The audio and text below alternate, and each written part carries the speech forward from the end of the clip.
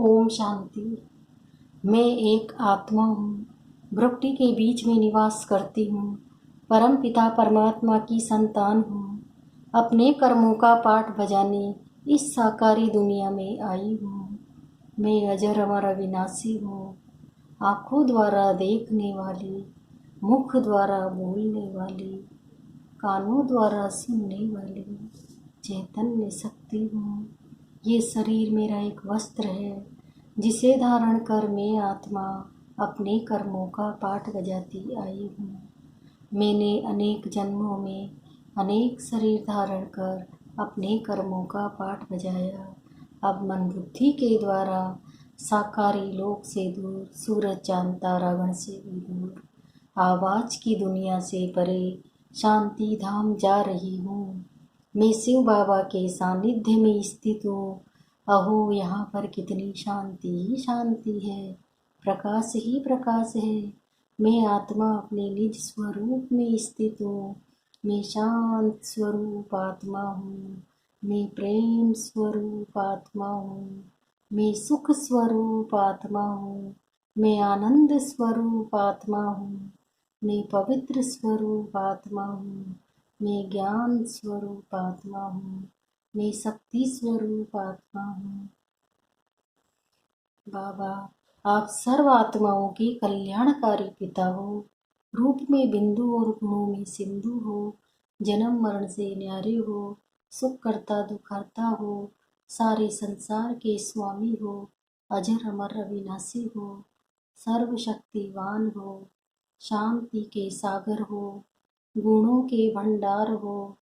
प्रेम के सागर हो। सुख के सागर हो। पवित्रता के सागर हो। प्रकाशवान हो। मैं अपने शब्दों में आपकी विशेषताओं का वर्णन नहीं कर सकती हूँ बाबा। आपने मुझे परम प्यार देकर मेरी जन्म जन्मांतरों की थकान दूर कर दी है बाबा। आप मेरे परम हितैषी हो। आप ही मेरे सच्चे सच्चे माता पिता हो, सदगुरु हो, टीचर हो, भाई हो, मित्र हो, बच्चा हो, साजन हो। आप ही मेरे सब कुछ हो बाबा।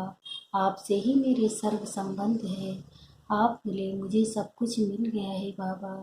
मैं आपकी कहाँ तक सराहना करूं बाबा। आपने तो मुझे जीवदान दे दिया है। आपके गुणों शक्तियाँ मुझ में समा रही है। मेरे जन्मों जन्मों के पाप कर्म खत्म हो रहे हैं। मैं आत्मा पावन बनती जा रही हूँ, संपूर्ण बनती जा रही हूँ। मैं सदैव आपकी आज्ञाकारी बनकर रहूंगी। आप जो कहोगे। जी हाँ बाबा, मैं आपकी यज्ञ रक्षक यज्ञ स्नेही हूँ। मैं आपकी हूँ, आपकी ही थी और सदा आपकी ही होके रहूंगी। इस भाग्य को सदैव याद रखूंगी और सदा आपकी आभारी रहूंगी। ओम शांति। 15 जून 2020 की मुरली है। बाबा ने कहा, मीठे बच्चे, तुम्हें स्मृति आई है कि हमने 84 जन्मों का चक्र पूरा किया। अब जाते ही अपने घर शांति धाम। घर जाने में बाकी थोड़ा समय है। प्रश्न है, जिन बच्चों को घर चलने की स्मृति रहती है उनकी निशानी क्या होगी? उत्तर है, वो इस पुरानी दुनिया को देखते हुए भी नहीं देखेंगे। उन्हें बेहद का वैराग्य होगा। धंधे धूरी में रहते भी हल्के रहेंगे। इधर उधर झर मुई झग मुई की बातों में अपना समय बर्बाद नहीं करेंगे। अपने को इस दुनिया में मेहमान समझेंगे। ओम शांति। सिर्फ तुम संगम युगी ब्राह्मण बच्चे ही जानते हो कि हम थोड़े समय के लिए इस पुरानी दुनिया के मेहमान हैं। तुम्हारा सच्चा घर है शांति धाम। उनको ही मनुष्य बहुत याद करते हैं। मन को शांति मिले, परंतु मन क्या है, शांति क्या है, हमको मिलेगी कहाँ से? कुछ भी नहीं समझते हैं। तुम जानते हो अभी अपने घर जाने के लिए बाकी थोड़ा समय है। सारी दुनिया के मनुष्य मात्र नंबरवार वहां जाएंगे, वह है शांति धाम और ये है दुख धाम। ये याद करना तो सहज है ना। कोई भी बूढ़े हो व जवान हो, ये तो याद कर सकते हो ना। इसमें सारे सृष्टि का ज्ञान आ जाता है। सारी डिटेल बुद्धि में आ जाती है। अभी तुम संगम युग पर बैठे हो, ये बुद्धि में रहता है। हम जा रहे हैं शांति धाम। ड्रामा प्लान अनुसार ये बुद्धि में रहने से तुमको खुशी होगी, स्मृति रहेगी। हमको अपने 84 जन्मों की स्मृति आई है। वह भक्ति मार्ग अलग है, ये ज्ञान मार्ग की बातें हैं। बाप समझा रहे हैं, हे मीठे बच्चों, अब अपना घर याद आता है? इतना सुनते रहते हो, इतनी ढेर बातें सुनते हो। एक यही है कि अभी हम शांति धाम जाएंगे, फिर सुख धाम आएंगे। बाबा आया है पावन दुनिया में ले जाने के लिए। सुख धाम में भी आत्माएं सुख और शांति में रहती है। शांति धाम में सिर्फ शांति है, वहां तो बहुत हंगामा है ना। यहाँ तो बहुत हंगामा है ना। यहाँ मधुबन से तुम जाएंगे अपने घर तो बुद्धि में जर मुई जग मुई अपने धंधे आदि तरफ चली जाएगी। वहां तो ये झंझट नहीं रहती। तुम जानते हो हम आत्माएं हैं शांति धाम की निवासी। यहाँ हम पाठधारी बने हैं और कोई को ये पता नहीं है कि हम पाठधारी कैसे हैं। तुम बच्चों को ही बाप आकर पढ़ाते हैं। फोटो में कोई पढ़ते हैं, सब तो नहीं पढ़ेंगे। तुम अभी कितने समझदार बनते हो, पहले बेसमझ थे। अभी तो देखो झगड़ा लड़ाई आदि कितना है। इनको क्या कहेंगे, हम आपस में भाई भाई है, वो भूल गए हैं। भाई भाई कभी खून करते हैं क्या? हाँ, खून करते भी हैं तो सिर्फ मिल्कियत के लिए। अभी तुम जानते हो हम सब एक बाप के बच्चे भाई भाई है। तुम प्रैक्टिकल में समझते हो, हम आत्माओं को बाबा आकर पढ़ाते हैं। 5000 वर्ष पहले मुआफिक हमको पढ़ाते हैं, क्योंकि वो ज्ञान का सागर है। इस पढ़ाई को और कोई भी नहीं जानते। ये भी तुम बच्चे जानते हो, बाप ईश्वर का रचयिता है, सृष्टि को रचने वाला नहीं कहेंगे। सृष्टि तो अनादि है ही, स्वर को रचने वाला कहेंगे। वहां और कोई खंड नहीं था, यहाँ तो बहुत खंड है। कोई समय था जबकि एक ही धर्म था, एक ही खंड था। पीछे फिर वैरायटी धर्म आए। अभी बुद्धि में बैठता है कि वैरायटी धर्म कैसे आते हैं। पहला पहला आदि सनातन देवी देवता धर्म है। सनातन धर्म भी यहाँ कहते हैं, परंतु अर्थों को समझते नहीं है। तुम सब आदि सनातन देवी देवता धर्म के हो, सिर्फ पतित बन गए हो। सतो प्रधान से सतो रजो तमो में होते गए हो। तुम समझते हो आदि सनातन देवी देवता धर्म के हैं, हम बहुत पवित्र थे, अभी पतित बने हैं। तुमने बाप से वर्षा लिया था पवित्र दुनिया के मालिक बनने का। समझते हो हम पहले पहले पवित्र ग्रस्त के धर्म के थे। अभी ड्रामा प्लान अनुसार रावण राज्य में हम पतित प्रवृत्ति मार के बन गए हैं। तुम ही पुकारते हो, हे पतित पावन आओ, हमको सुखधाम में ले जाओ। कल की बात है, कल तुम पवित्र थे, आज अपवित्र बन पुकारते हो। आत्मा पतित ही हो गई है, आत्मा पुकारती है, बाबा आकर हमको फिर से पावन बनाओ।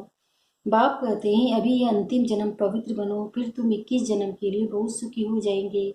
बाबा तो बहुत अच्छी बातें सुनाते हैं, बुरी चीज छुड़ाते हैं। तुम देवता थे ना, अब फिर बनना है, पवित्र बनो। कितना सहज है ना, कमाई बहुत भारी है। तुम बच्चों की बुद्धि में है, शिव बाबा आया है, हर 5000 वर्ष बाद आते हैं। पुरानी दुनिया से नई होती है जरूर, ये कोई और बता न सके। शास्त्र में कलयुग की आयु बहुत लंबी कर दी है। ये है सारी भावी ड्रामा की। अभी तुम बच्चे पापों से मुक्त होने का पुरुषार्थ करते हो। ध्यान रहे और कोई पाप न हो। देव माने आने से ही फिर और विकार आते हैं, जिससे पाप होता है। इसलिए भूतों को भगाना पड़ता है। इस दुनिया की कोई भी चीज में मोह न हो।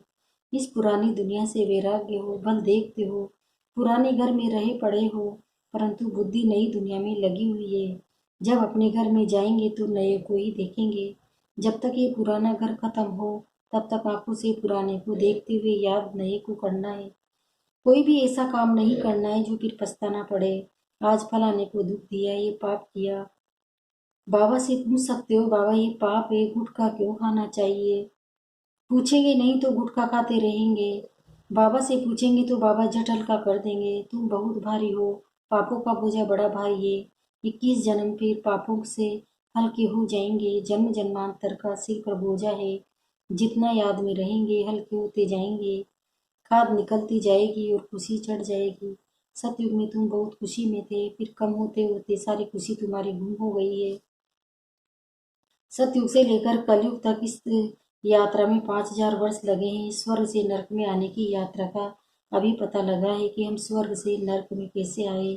अभी फिर तुम नरक से स्वर्ग में चलते रहो। 1 सेकंड में जीवन मुक्ति। बाप को पहचाना, बाप आए हैं तो जरूर हमको स्वर्ग में ले जाएंगे। बच्चा पैदा हुआ और मिल्कियत का मालिक बन गया, बाप के बने तो फिर नशा चढ़ना चाहिए ना, उतारना क्यों चाहिए?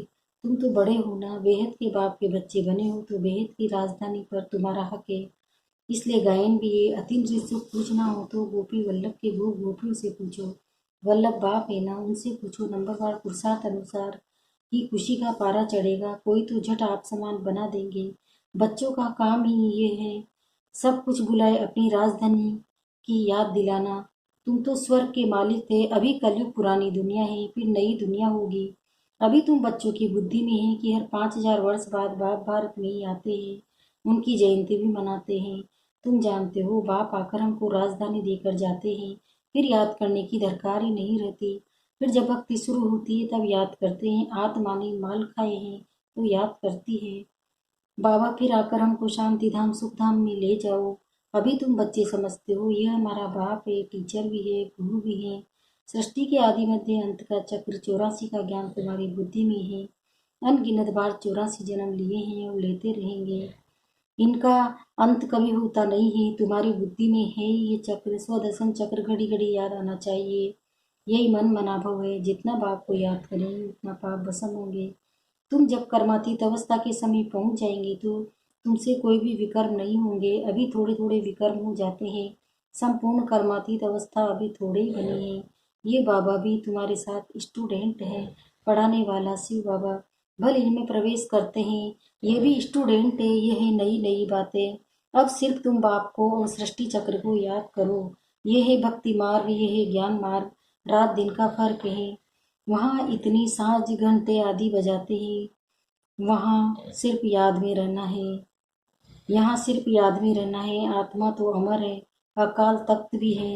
ऐसे नहीं कि अकाल मूर्त सिर्फ बाप है, तुम भी अकाल मूर्त हो। अकाल मूर्त आत्मा का ये भ्रष्टि तख्त है। जरूर भक्ति में ही बैठेंगे, पेट में थोड़े ही बैठेंगे। अभी तुम जानते हो हम अकाल मूर्त आत्मा का तख्त कहाँ है। इस भक्ति के बीच में हमारा तख्त है। अमृतसर में अकाल तख्त ही ना, अर्थ कुछ भी नहीं समझते, महिमा भी गाते हैं अकाल मूर्त। उनके अकाल तख्त का किसी को पता नहीं है। अभी तुमको मालूम पड़ा है, तख्त तो यही है जिस पर बैठकर सुनाते हैं। तो आत्मा अविनाशी है, शरीर है विनाशी। आत्मा का ये अकाल तख्त है, सदैव ये अकाल तख्त रहता है। ये तुम समझते हो। उन्होंने फिर ये तख्त बनाकर नाम रख दिया है। वास्तव में अकाल आत्मा तो यहाँ बैठी है, तुम बच्चों की बुद्धि में अर्थ है एक ओंकार। इनका अर्थ तुम समझते हो। मनुष्य मंदिरों में जाकर कहते हैं अच्युतम केशवम, अर्थ कुछ नहीं, ऐसे ही स्तुति करते रहते हैं। अच्युतम केशवम राम नारायणम। अब राम कहाँ, नारायण कहाँ? बाप कहते हैं ये सभी भक्ति मार्ग। ज्ञान तो बड़ा सिंपल है, और कोई बात पूछने के पहले बाप और वर्षे को याद करना है। ये मेहनत कोई से होती नहीं है, भूल जाते हैं। एक नाटक भी है, माया ऐसे करती है, भगवान ऐसे करते हैं। तुम बाप को याद करते हो, माया तुमको तूफान में ले जाती है। माया का फरमाने रुस्तम से रुस्तम होकर लड़ो। तुम सब लड़ाई के मैदान में हो, जानते हो इसमें किस किस प्रकार के योद्धे हैं। कोई तो बहुत कमजोर है, कोई मध्यम कमजोर है, कोई तो फिर तीखे हैं। सभी माया से युद्ध करने वाले हैं, गुप्त ही गुप्त, अंडरग्राउंड। वे भी अंडरग्राउंड बॉम्ब्स की ट्राइस करते हैं। ये भी तुम बच्चे जानते हो, अपनी मौत के लिए सब कुछ कर रहे हैं। तुम बिल्कुल शांति में बैठे हो। उनका ये साइंस बल, कुदरती आत्माएं भी बहुत है, उनमें जो कोई का बस चल न सके। अभी झूठी बरसात के लिए भी कोशिश करते हैं, झूठी बरसात पड़े तो फिर अनाज सस्ती हो। तुम बच्चे तो जानते हो, कितनी भी बरसात पड़े फिर भी नेचुरल कैलेमिटी जरूर होनी है। मूसलाधार बरसात पड़ेगी फिर क्या कर सकेंगे। इनको कहा जाता है नेचुरल कैलेमिटी, सत्य में होती नहीं है। यहाँ होती है तो फिर विनाश में मदद करती है। तुम्हारी बुद्धि में है। हम जब सतयुग में होंगे तो जमुना के कंठे पर सोने के महल होंगे। हम बहुत थोड़े वहाँ के रहने वाले होंगे। कल्प कल्प ऐसे होता रहता है, पहले थोड़े होते हैं फिर झाड़ बढ़ता है। वहाँ कोई भी गंदगी की चीज़ होती ही नहीं। यहाँ तो देखो चिड़िया भी गंद करती रहती है, वहाँ गंदगी की बात नहीं, उनको कहा ही जाता है वे। अभी तुम समझते हो हम ये देवता बनते हैं तो अंदर में कितनी खुशी होनी चाहिए। माया रूपी जिन्न से बचने के लिए बाप कहते हैं तुम बच्चे इस रूहानी धंधे में लग जाओ, मतलब सबको ज्ञान देने में लग जाओ। मन मना भव, बस इसमें ही जिन्न बन जाओ। जिन्न का मिसाल देते हैं ना, कहा काम दो तो बाबा भी काम देते, नहीं तो माया खा जाएगी। बाप का पूरा मददगार बनना है, अकेला बाप तो नहीं करेगा। बाप तो राज्य भी नहीं करता है, तुम सर्विस करते हो, राजा भी तुम्हारे लिए ही है। बाप कहते हैं मैं भी मगर देश में आता हूँ, माया भी मगर मंच है। कितने महारथियों को कर खा जाती है, ये सब दुश्मन, जैसे मेंढक का दुश्मन सर्प होता है ना, तुमको मालूम है, ऐसे तुम्हारी दुश्मन है माया। अच्छा, मीठे मीठे से खिलते बच्चों प्रति माता पिता बाप दादा का याद प्यार और गुड मॉर्निंग। रूहानी बाप की रूहानी बच्चों को नमस्ते। हम रूहानी बच्चों की भी रूहानी माता पिता बाप दादा को याद प्यार गुड मॉर्निंग, नमस्ते नमस्ते नमस्ते। शुक्रिया बाबा शुक्रिया, आपका पद्मा पदम शुक्रिया। धारणा के लिए मुख्य सार है, पहला है स्वयं को पापों से मुक्त करने का पुरुषार्थ करना है। देह अभिमान में कभी नहीं आना है। इस दुनिया की कोई भी चीज में मोह नहीं रखना है।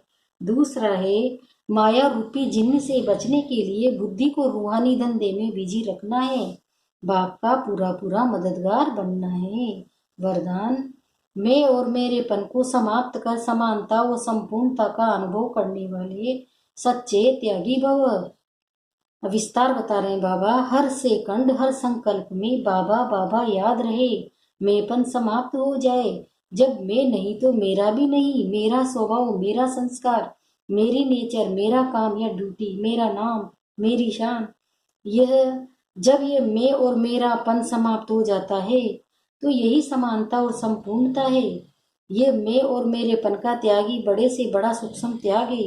इस मेपन के अश्व को अश्वमेघ यज्ञ में स्वा करो, तब अंतिम आहुति पड़ेगी और विजय के नगाड़े बजेंगे।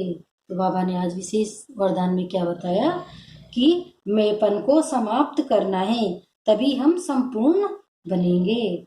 स्लोगन है, हाँ जी पर सहयोग का हाथ बढ़ाना, हाँ जी कर सहयोग का हाथ बढ़ाना, अर्थात दुआओं की मालाएं पहनना। हर बात में हाँ जी, हर बात में हाँ जी। ओम शांति। मैं एक आत्मा हूँ, मैं निराकारी आत्मा, निराकारी शिव बाबा के सम्मुख हूँ, परम धाम में हूँ, सुनहरी लाल किरणों की सावरिंग में हूँ, बाप समान संपन्न संपूर्ण हूँ।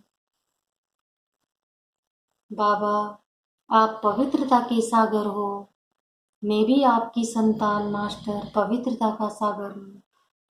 पवित्रता के सागर से पवित्रता की किरणें निरंतर मुझ में समा रही है। मैं आत्मा संपूर्ण पावन बन रही हूँ। मुझसे पवित्रता की किरणें निकल निकल विश्व के ग्लोब पर फैल रही है, विश्व के ग्लोब से पूरे विश्व में फैल रही है। विश्व की आत्माएं सुख शांति से भरपूर हो रही है, संपूर्ण पावन बन रही है, निर्विघ्न बन रही है, निरोगी बन रही है, कोरोना से मुक्त हो रही है।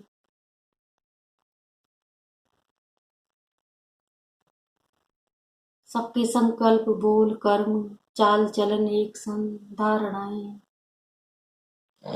संबंध संपर्क दृष्टि वृत्ति स्मृति मन बुद्धि संस्कार तन मन धन समय श्वास संकल्प ज्ञान योग से भरपूर बाप समान संपन्न संपूर्ण बन रहे हैं।